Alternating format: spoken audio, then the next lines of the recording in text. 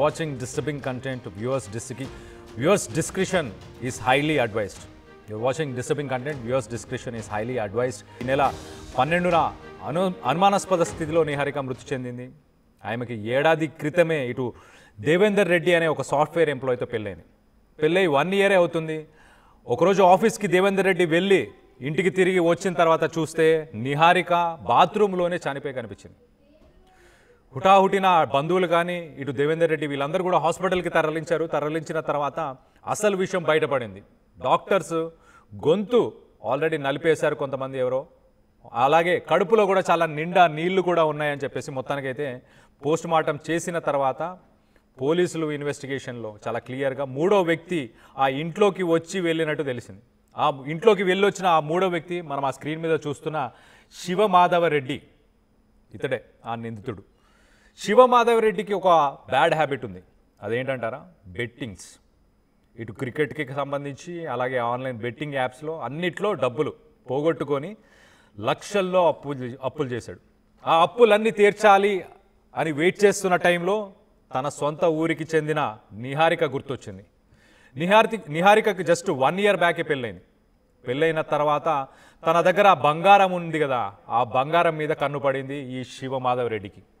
ఈ శివమాధవరెడ్డి ఆ రోజు ఇంటికి వచ్చాడు. తనని చంపి తన ఒంటి మీద ఉన్న బంగారం అంతా తీసుకొని పారిపోయి ఆ డబ్బుల్ని కట్టుకొని ఆ బెట్టింగ్ యాప్స్కి ఏదైతే అప్పులు చేశాడో ఆ అప్పుల్ని కట్టుకొని హ్యాపీగా బతికేయచ్చు అని చెప్పి ప్లాన్ చేశాడు. కానీ ఒక మనిషి ప్రాణం తీస్తున్నాను, అసలు బీటెక్ చదువుతున్న స్టేజ్లో ఇన్ని లక్షల్లో అప్పులు చేయాల్సిన అవసరం ఏంటి?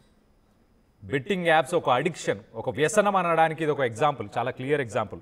శివమాధవరెడ్డి బెట్టింగ్ యాప్స్కి అడిక్ట్ అయిపోయి, ఆ వ్యసనాలకు అడిక్ట్ అయిపోయి డబ్బులు విచ్చలవిడిగా ఖర్చు చేశాడు. తన ఫ్రెండ్స్ దగ్గర, కలిసిన వాళ్ళ దగ్గర, కొన్ని యాప్స్లో అన్ని చోట్ల డబ్బుల్ని అప్పుగా తీసుకున్నాడు. ఆ అప్పు కట్టలేక ఆ సైకలాజికల్, ఆ మెంటల్, ఆ ప్రెషర్లో ఉన్న సమయంలో మొత్తానికైతే తన ఊరికి సంబంధించి సొంత ఒక అక్క అవుతుంది నిహారిక, ఆ నిహారికని టార్గెట్ చేశాడు. నిహారికకు పెళ్ళై కొత్తగా ఇక్కడే ఉంటుంది కదా, తన ఒంటి మీద బంగారం ఉంది కదా, ఆ బంగారంతో నా ప్రాబ్లమ్స్ అన్నీ సాల్వ్ అవుతాయి అనుకొని ప్లాన్ చేశాడు. మొత్తం మీద ఆ ప్లాన్ చేసుకొని ఎగ్జిక్యూట్ చేశాడు. కానీ ఒక మనిషి జీవితాన్ని నాశనం చేసి తన అప్పులు కట్టుకోవాలని ఆలోచన వచ్చింది అంటే ఎంత అడిక్ట్ అయిపోయి ఉండాలి, ఎంత ఫైనాన్షియల్ ప్రెషర్స్లో, ఎంత మనీ ఇష్యూస్లో ఉండాలి. ఇలాంటి ప్రాబ్లమ్స్ ఫేస్ చేయొద్దనే ఇటు మన రాష్ట్ర ప్రభుత్వాలు కావచ్చు, ఇటు పోలీసు అధికారులు కావచ్చు, చాలామంది బెట్టింగ్ యాప్స్ని ఎవరు ప్రమోట్ చేయొద్దు అని చెప్పుకొచ్చారు. ఇప్పుడు దానికి సంబంధించిన కేసులు కూడా నడుస్తున్నాయి. ఆ కేసులుగా హియరింగ్స్ కూడా సెలబ్రిటీస్ అందరూ అటెండ్ అవుతున్నారు, మనకు తెలిసిన విషయమే. ఇటు ప్రకాష్ రాజ్ కానీ, అలాగే రానా కానీ, మిగతా వాళ్ళందరూ కూడా దీంట్లో అటెండ్ అవుతూనే వచ్చారు. సో ఇలాంటివి జరగకూడదు, ఇలాంటి ఒక సెలబ్రిటీ స్టేటస్లో ఉన్న వాళ్ళు ఎవరు ఇలాంటి మెసేజెస్ ఇవ్వకూడదు అని చెప్పేసి గతంలో కూడా దీనిపై చాలామంది మాట్లాడారు, ఇప్పుడు కూడా మాట్లాడుతున్నారు. బట్ స్టిల్ ఇంకా అలాంటి కేసెస్ జరుగుతున్నాయి. అంటే అప్పుడెప్పుడో బెట్టింగ్ యాప్స్ అన్నీ ఆపేశారు కదా అంటారేమో, అవి ఆపినా కూడా ప్రస్తుతానికి దాని ఎఫెక్ట్స్, ఆఫ్టర్ ఎఫెక్ట్స్ అని చెప్పుకోవచ్చు. ఒక రకంగా దాని ఆఫ్టర్ ఎఫెక్ట్స్ అనుకోవచ్చు. ఇవన్నీ అప్పుడు చేసిన అప్పులు, అప్పుడు ఫ్రెండ్స్ దగ్గర తీసుకున్న అప్పులు, అప్పుడు ఫ్యామిలీ దగ్గర తీసుకున్న అప్పులు, లేకపోతే లోన్ యాప్స్ దగ్గర తీసుకునే కావచ్చు, ఇవన్నీ కట్టడానికి నరకాన్ని చూస్తున్నారు జనాలు. కానీ వేరే వాళ్ళకి నరకం చూపించారు మన శివమాధవరెడ్డి. పెళ్ళయి ఎన్నో ఆశలు, ఎంతో లైఫ్ను ఎంతో ప్లాన్ చేసుకొని మనం చూడొచ్చు ఎంత హ్యాపీగా కనిపిస్తున్నారు ఇద్దరు, ఆ కపుల్. ఇటు నిహారిక అలాగే దేవేందర్ రెడ్డి, ఒక సాఫ్ట్వేర్ ఎంప్లాయీ. పెళ్ళై ఒక 1 year అవుతుంది. ఆ అమ్మాయి కూడా చాలా యంగ్గా కనిపిస్తుంది, మంచి ఫ్యూచర్. ఇటు 2 ఫ్యామిలీస్ కూడా హ్యాపీగా ఉన్నాయి, అంతా బాగుంది అన్నప్పుడు విలన్ లాగా వీళ్ళ లైఫ్లోకి ఎంటర్ అయ్యాడు శివమాధవరెడ్డి. ఆ అమ్మాయి జీవితాన్ని అయితే నాశనం చేశాడు. సో దీనికి సంబంధించి ఒక్కసారి మరిన్ని వివరాలు కూడా తెలుసుకునే ప్రయత్నం చేద్దాం. మా ప్రతినిధి ఉదయ్ ఉన్నారు ఖమ్మం నుంచి. ఉదయ్తో మాట్లాడి అసలు ఎలా జరిగింది, దీనికి సంబంధించి మరిన్ని వివరాలు తెలుసుకునే ప్రయత్నం చేద్దాం.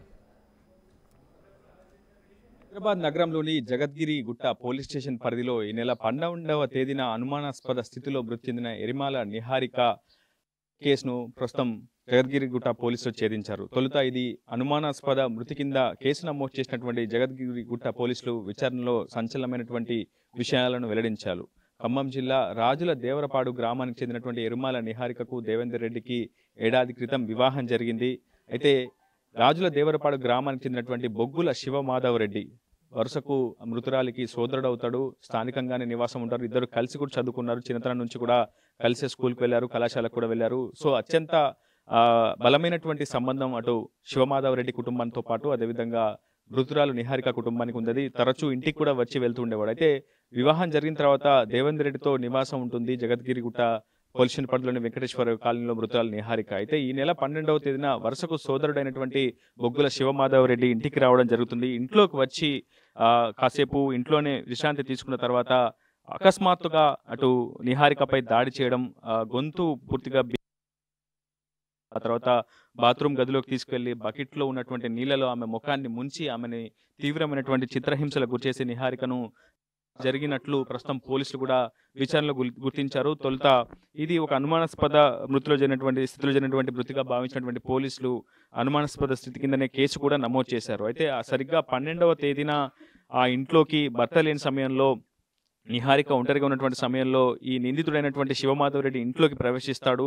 వారి మధ్య ఉన్నటువంటి సంబంధాల నేపథ్యంలో తరచూ కూడా ఇంటికి రావడం జరుగుతున్నటువంటి పరిస్థితి కనిపిస్తుంది. అయితే ఈ నేపథ్యంలోనే ఈ నెల 12వ తేదీకి ఇంట్లోకి వచ్చినటువంటి శివమాధవ్ రెడ్డి అప్పటికే గతంలో దాదాపు 7 లక్షల రూపాయలు బెట్టింగ్ యాప్లు కావచ్చు, ఇతరత్ర చెడు వ్యసనాలకు బానిసైనటువంటి శివమాధవ్ రెడ్డి అప్పుల పాలవడం జరుగుతుంది. సో ఆ 7 లక్షల అప్పును తీర్చుకునేందుకు నిహారిక ఒంటిపైనటువంటి బంగారు ఆభరణాలతో పాటు ఇంట్లో ఉన్నటువంటి నగదును కూడా ఎత్తుకెళ్లాలని ముందస్తుగానే పక్కా పథకం రచించి ఆ అపార్ట్మెంట్ కావచ్చు, ఆ ఇంటికి వెళ్లేందుకున్నటువంటి మార్గ మధ్యలో ఉన్నటువంటి సీసీ ఫుటేజ్లకు దొరకకుండా ఇంట్లోకి ప్రవేశించడం, ఆ తర్వాత ఇంట్లోకి సాధారణంగానే వచ్చినట్లు తనకు ఆకలేస్తుందని కొన్ని మంచినీళ్ళు కావాలని అడిగినట్లు తొలుత అడిగిన తర్వాత వెంటనే అకస్మాత్తుగా నిహారికపై దాడికి చేయడం ప్రయత్నించాడు. ఆ దాడిలోనే ఆమెను కూడా అయితే ఆ సాయంత్రం రాత్రి వేళ ఇంటికి వచ్చినటువంటి భర్త అపస్మారక స్థితిలో పడినటువంటి భార్యను చూసి ఒక్కసారిగా కంగు తిన్నాడు. అసలు భార్య కాలు జారి పడిపోయిందని చెప్పి భావించాడు. అక్కడ నుంచి సిపిఆర్ చేసి వెంటనే ఆసుపత్రికి తరలించే ప్రయత్నం భర్త దేవేందర్ రెడ్డి చేశారు. కానీ అప్పటికే ఆసుపత్రిలో వైద్యులు నిహారిక కూడా నిర్ధారించారు. ఆ తర్వాత పోలీసులు రంగప్రవేశం చేసి అనుమానాస్పద స్థితి కింద కేసు కూడా నమోదు చేశారు. ఆ తర్వాతనే అసలు విషయాలు వెలుగులోకి వచ్చాయి. అటు ఖమ్మం జిల్లా మదిర నియోజకవర్గం ఎరుపాలెం మండలం రాజుల దేవరపాడు గ్రామానికి చెందినటువంటి నిహారిక స్వస్థలం స్వగ్రామమైనటువంటి ఆ గ్రామానికి చెందినటువంటి మా శివమాధవ్ రెడ్డి అనే యువకుడు ఇంట్లోకి వచ్చాడని, ఇంట్లోకి వచ్చి నగదు బంగారు ఆభరణాలు ఎత్తుకెళ్లి ఆమె పోలీసులు విచారణలో తేల్చారు. ప్రస్తుతం రాజుల దేవరపాడు గ్రామంలో మనం ప్రస్తుతం ఉన్నాం. నిహారిక కుటుంబ సభ్యులు మనతో ఉన్నారు. నిహారిక సోదరి స్నేహ ఇచ్చినటువంటి ఫిర్యాదు ఆధారంగా జగద్గిరిగుట్ట పోలీసులు కేసు నమోదు చేసి దర్యాప్తు చేపట్టారు. ప్రస్తుతం నిందితుడైనటువంటి శివమాధవ్ రెడ్డిని కూడా అదుపులోకి తీసుకొని అతన్ని కూడా రిమాండ్ చేసినట్లు ప్రస్తుతం జగద్గిరిగుట్ట పోలీసులు అయితే మీడియా సమావేశంలో వెల్లడించారు. ప్రస్తుతం నిహారిక సోదరి మనతో ఉంది, ఆమె ఫిర్యాదుదారు, ఆమెతో కూడా మాట్లాడించే ప్రయత్నం చేద్దాం. అమ్మ, ఎప్పుడు మీకు తొలుత సమాచారం ఎవరు అందించారు, అసలు మీ సోదరికి ఏం జరిగిందని చెప్పారు ఫస్ట్ స్టార్టింగ్ లో? 12వ తారీఖు బావ ఫోన్ చేశాడు. నేనే ఫోన్ చేశాను బావకి. 8:20కి అట్లా చేసినప్పుడు బావ చెప్పాడు ఇట్లా. నేను వచ్చేసరికల్లోనే అక్క తలుపు మెయిన్ డోర్ ఓపెన్ చేస్తుంది, లోపల చూస్తేనేమో అక్క వాష్రూమ్లో కింద పడి ఉంది అని చెప్పిన తర్వాత నేను ఫోన్ అట్లా చెప్పంగానే ఇక నేను బయలుదేరా. అక్కడికి వెళ్ళే టైంలో ఫోన్ చేసిన బావకు ఫోన్ చేస్తే అన్నాడు ఇట్లా అక్క అని. అక్కడికి వెళ్ళిన తర్వాత అడిగితే ఇక్కడికి తీసుకురాకముందు 4 గంటల ముందే పోయింది అక్క అని చెప్పాడు. డాక్టర్స్ చెప్పారట. నిందితుడైనటువంటి శివమాధవ్ రెడ్డి మీ ఊరి అని చెప్తున్నారు కదా, అతని ప్రవర్తన తీరు ఏ విధంగా ఉండేది? తరచూ మీ ఇంటికి వచ్చాడా? ఎప్పుడు ఎటువంటి అనుమానం అతనిపై రాలేదు? అంటే అతని క్రూయల్ బిహేవియర్ గురించి కానీ, అతని నేర ప్రవర్తన గురించి కానీ, గతంలో ఈ ఊర్లో ఇంకెవరైనా వేధింపులకు గురి చేయడం అట్లాంటి గతంలో ఏమైనా పైన? లేదు, వాడు మంచిగానే ఉన్నాడు. వాడు సొంత అన్నలకే చూసుకున్నాము మేము కూడా. వాడు మంచిగా అందరికీ పరిచయం, ఇంట్లో వాళ్ళందరికీ పరిచయం. ఇట్లా చేస్తాడని అసలు ఎక్స్పెక్ట్ చేయలేదు ఫస్ట్ మేము. ఇంత దారుణంగా అవుతాడు. ఒకవేళ వాడికి బంగారం కావాలంటే ఏదో ఒక విధంగా అన్నా చేయొచ్చు అక్కని, సంథింగ్ గదిలో వేయడం కానీ అట్లా కూడా చేయొచ్చు, కానీ తీసుకెళ్లాల్సిన అవసరం అయితే వాడికి లేదు. ఇంటెన్షియల్గానే చేశాడు వాడైతే. ఎంతకాలంగా శివమాధవ్ రెడ్డి హైదరాబాద్ నివాసం ఉంటున్నాడు, ఏం చేస్తూ ఉంటాడు?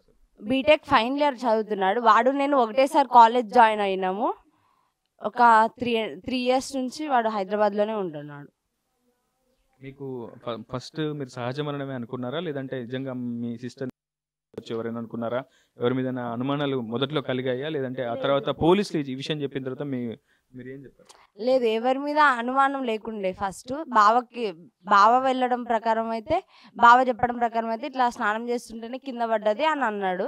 తర్వాత హాస్పిటల్కి తీసుకెళ్ళిన తర్వాత తన గొంతు మీద అవి ఉండడము అవి చూసిన తర్వాత కొంచెం అనుమానం వచ్చింది. తను కావాలని చనిపోలేదు, ఎవరు పోలీస్ ఇన్వెస్టిగేషన్ ద్వారా అక్కడ ఇంటి దగ్గరికి వెళ్ళి చూస్తే బంగారం మిస్ అయ్యింది. ఇక దానివల్ల వాడు సీసీ కెమెరాలకి ఈజీగా కనిపించాడు. మీరు ఏం చెప్తారు? ఇప్పుడు శివమాధవ్ రెడ్డి ఇంజనీరింగ్ చదువుతున్నాడు, మీతో కలిసి పెరిగాడు. ఈ రోజుల్లో దూరపు వాళ్ళంటే నమ్మలేరు, కానీ ఇలా దగ్గరగా పరిచయం ఉన్న వ్యక్తులను కూడా నమ్మలేని పరిస్థితులు ఈ రోజుల్లో మనం ఉన్నామని చెప్పుకోవచ్చు. సో అసలు శివమాధవ్ రెడ్డి ఇలా చేయడం వెనుక ఏం కారణాలు అయి ఉండొచ్చు? అతని అంత ఆ స్థాయి ఆర్థిక సమస్యలు అతన్ని వెంటాడుతున్నాయా? ఎందుకు ఇలాంటి బిహేవియర్కి, ఇలాంటి దారుణానికి ఎందుకు ఒడిగట్టాడు?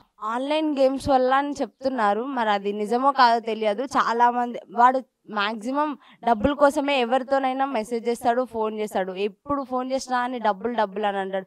బెట్టింగ్స్ అని అదని ఇదని చేస్తూనే ఉంటాడు. అసలు వాడు ఎందుకు ఇట్లా తయారయ్యాడో తెలియదు, కానీ వాడికైతే శిక్ష మామూలుగా పడకూడదు వాడైతే. ప్రస్తుతం డిగ్రీ చదివింది నిహారిక. గత ఏడాది క్రితమే మధిరకు చెందినటువంటి దేవేందర్ రెడ్డితో తల్లిదండ్రులు అప్పులు చేసి మరి ఆమెకి వివాహం చేపించారు, కట్నం కూడా ఇచ్చారు.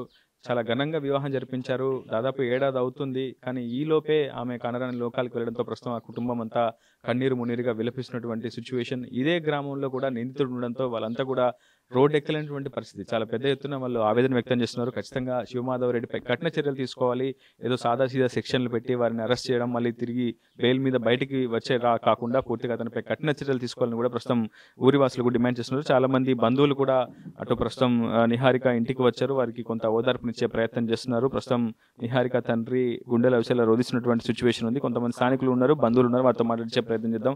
శివమాధవ్ రెడ్డి గురించి ఏం చెప్తారు? మీరు కూడా ఇదే గ్రామంలో ఉంటున్నారా? నా పిల్లకి జరిగిన అన్యాయం వేరే వాళ్ళకి జరగకూడదు. ఇప్పుడు నా పిల్ల అంటే అయిపోయింది, ఇంకా బొండోళ్ళ కన్నా జరగకూడదు. వాడు చస్తేనే నా పిల్లకి ఆత్మశాంతి ఇచ్చింది. అది వాడు బతకూడదు. నేను బాబాయిని అది వాడు తిరగటం వల్ల 10 మందికి హానే, కానీ వాడి వల్ల వాడిని అసలు బతకనీయటం కూడా అనవసరం.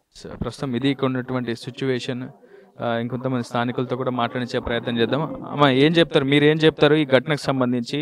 అంటే దాదాపు మనం ఒకే ఊరు అనుకుంటాము, నిత్యం మనం ఇంటి ఇక్కడ నిహారిక వాళ్ళ ఇంట్లో అయితేనే, మా ఇంట్లో అయితేనే కలిసి తిరిగి ఆటలు పాటలు అన్నీ బాగానే ఆడేవాడు. తన మీద అంత అనుమానం కూడా మాకేం లేదు సార్, కానీ అన్ఎక్స్పెక్టెడ్గా ఇలా వినాల్సి వచ్చింది వాడి గురించి.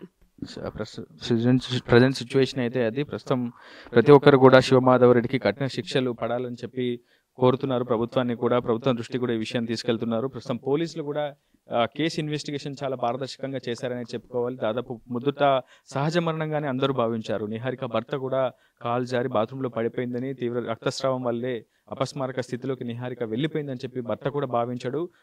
నిహారిక కుటుంబ సభ్యులకు కూడా అదే విషయంలో సమాచారం కూడా అందించాడు. మీ అక్క కాలు జారి ఇంట్లో పడిపోయింది, నేను వెంటనే ఆసుపత్రికి తీసుకెళ్తున్నాను, మీరు కూడా రండి అంటూ కూడా సమాచారం ఇచ్చాడు. అయితే ఆసుపత్రికి వెళ్ళిన తర్వాత సీన్ మారిపోయింది. ఎందుకంటే మెడ భాగంలో కమిలిపోయినటువంటి కొన్ని అచ్చులు గుర్తించడంతో పోలీసులు కూడా ఘటనా స్థలానికి చేరుకున్న తర్వాత పూర్తిగా సీన్ మారిపోయింది అని చెప్పుకోవాలి. ఆ తర్వాత పోలీసులు తమదైన శైలిలో విచారణ జరిపారు. అక్కడ ఉన్నటువంటి ఆ ఇంటి సరౌండింగ్స్ లో ఉన్నటువంటి సీసీ ఫుటేజ్లను కూడా క్షుణ్ణంగా పరిశీలించారు. అక్కడే శివమాధవ్ రెడ్డి యొక్క కదలికలను పోలీసులు గుర్తించారు. వెంటనే శివమాధవ్ రెడ్డిని అదుపులోకి తీసుకుని అసలు ఏం జరిగిందని విచారించగా తాను పూర్తిగా అప్పుల పాలయ్యాను, బెట్టింగ్లు కావచ్చు, ఆన్లైన్ గేమ్స్ వల్ల తాను పూర్తి స్థాయిలో అప్పుల ఊబిలో కూరిపోయాను, దాని నుంచి ఉపశమనం కోసమే నిహారికపై దాడి చేసి ఆమెను తీవ్రంగా గాయపరిచి ఆమె ఒంటిపోయినటువంటి బంగారు ఆభరణలతో పాటు కొంత నగదును ఎత్తుకెళ్లానంటూ కూడా స్వయంగా పోలీసుల విచారణలో శివమాధవ్ రెడ్డి చెప్పినట్లు కూడా పోలీసులు స్పష్టమైనటువంటి ప్రకటన అయితే విడుదల చేశారు. ఏదేమైనప్పటికీ ఒక సొంత ఊరికి చెందినటువంటి, అది కూడా వరుసకు సోదరుడయ్యే వ్యక్తే ఇలా అతి కిరాతకంగా నిహారికపై దాడి చేసి పూర్తిగా ఆ కుటుంబాన్ని అయితే తీవ్రంగా కలిసివేసింది. ఖచ్చితంగా శివమాధవ్ రెడ్డిపై కఠిన చర్యలు తీసుకోవాలని చెప్పి ఆ కుటుంబ సభ్యులంతా కూడా డిమాండ్ చేస్తున్నటువంటి పరిస్థితి. ఇది నరేంద్రతో రిపోర్టర్ ఉదయ్, RTV, మధుర నియోజకవర్గం, ఎరుపాలెం మండలం, రాజుల దేవరపాడు గ్రామం నుంచి. Right Uday, thanks for the latest update. మనం ఒక్కసారి ఇటు నిహారిక కావచ్చు, దేవేందర్ రెడ్డి కావచ్చు, వీళ్ళిద్దరికి సంబంధించిన పెళ్ళికి సంబంధించిన ఫొటోస్ని ఒక్కసారి మనం చూస్తే కనుక వాళ్ళు ఎంత హ్యాపీగా ఉన్నారు. ఒక యంగ్ కపుల్, హార్డ్లీ నాకు తెలిసి ఇప్పుడిప్పుడే లైఫ్ని ప్లాన్ చేస్తూ ఉంటారు. ఇల్లు కట్టుకుందాము, లేకపోతే పిల్లల్ని ప్లాన్ చేయడం కానీ, కిడ్స్ని ప్లాన్ చేయడం కానీ, ఇవన్నీ ప్లాన్ చేస్తున్న సమయంలో మధ్యలో అప్పుడప్పుడు ఇంటికి వచ్చాడు శివమాధవ్ రెడ్డి. శివమాధవరెడ్డి ఇంటికి వస్తూ వస్తూ మొత్తానికైతే ఇటు నిహారిక దగ్గర ఏదైతే బంగారం ఉందో ఆ బంగారాన్నే టార్గెట్గా పెట్టుకొని చాలా క్లియర్గా ఒక ప్లాన్డ్గానే ఇదంతా చేశాడని చెప్పేసి వాళ్ళ చెల్లి నిహారిక వాళ్ళ చెల్లి కూడా చెప్తుంది. ఎందుకనంటే ఆ ఇంట్లోకి సీసీటీవీ కెమెరాస్కి కనిపించకుండా చాలా చాకచక్యంగా వచ్చి మరి ఇలా ప్లాన్ చేసి మరి చేసేటట్టు చాలా క్లియర్గా తెలుస్తుంది. సో మొత్తం మీద ఒక్కసారిగా షాక్, ఇటు నిహారిక ఫ్యామిలీ సభ్యులు కావచ్చు, ఇటు దేవేందర్ రెడ్డికి సంబంధించిన ఫ్యామిలీకి సంబంధించిన కుటుంబ సభ్యులు, వీళ్ళందరూ కూడా ఒక్కసారి శోక సందర్భంలో మునిగిపోయినట్టు చాలా క్లియర్గా తెలుస్తుంది. ఇటు నిహారిక ఫ్యామిలీ అయితే చాలా క్లియర్గా చెప్తున్నారు, సాయి మాధవ్ మా దగ్గరికి వచ్చేవాడు, మా ఇంట్లో పెరిగాడు, ఆల్మోస్ట్ వాళ్ళ చెల్లి సేమ్ ఏజ్ గ్రూప్, ఇద్దరు ఒకసారి బీటెక్ జాయిన్ అయ్యారని చెప్పుకొచ్చింది.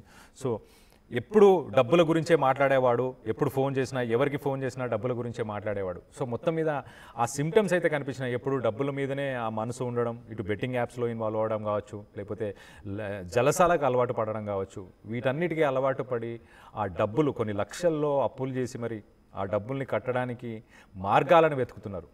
ఇలాంటి వాళ్ళతో ఉన్న వాళ్ళు కూడా చాలా జాగ్రత్తగా ఉండాలి. మీ పరిసరాల్లో కావచ్చు, మీ ఫ్రెండ్స్ ఫ్యామిలీలో కానీ ఫ్రెండ్స్లో కానీ ఇలా డబ్బులతో ఇబ్బంది పడే వాళ్ళని ప్రాపర్గా వాళ్ళని కౌన్సిలింగ్ చేసి వాళ్ళకి ఒక పర్మనెంట్ సొల్యూషన్ అనేది వాళ్ళ ఫ్యామిలీ అందరూ కూర్చొని సపోర్ట్ చేసి ఒక సొల్యూషన్ ఇవ్వగలిగితే బాగుంటుంది. లేదంటే వీళ్ళు ఇలాంటి ఒక డ్రాస్టిక్ స్టెప్స్ని తీసుకునే అవకాశం ఖచ్చితంగా ఉంటుందని ఇది ఒక ఎగ్జాంపుల్ అనుకోవచ్చు.